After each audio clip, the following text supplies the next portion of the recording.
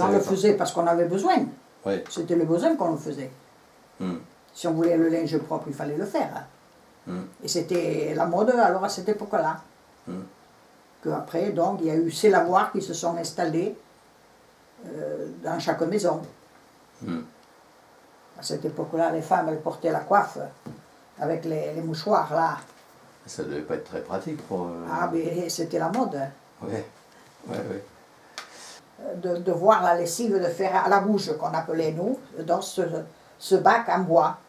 C'est ça qui m'a toujours, je me rappelle toujours là devant la porte. J'ai toujours chanté. Et j'aime chanter, j'ai mes enfants, mes petits-enfants chanteurs aussi. La io du pasto de matti se llevado, s'apres son blanc moto, su voz en ella nado. En fait, était le seul lieu où les femmes pouvaient se retrouver en dehors de la... Si pendant plus de 25 ans, il a été possible de lire sur un livre, sur le mur, une phrase peinte en rouge, vrai ou non, ici tout se sait. Donc tout se savait. Mais parlons quand même de la lessive. C'était ce qu'on appellerait aujourd'hui la grosse lessive, c'est-à-dire la lessive des draps, la lessive des bleus de travail. Donc autant dire que déjà en termes de volume, ça représentait des gros paquets. On avait aussi la laine de mouton pour faire des matelas.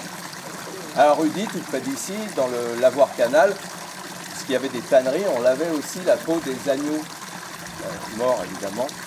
Ici, on lavait aussi les légumes. Les fontaines, c'était pour ça aussi.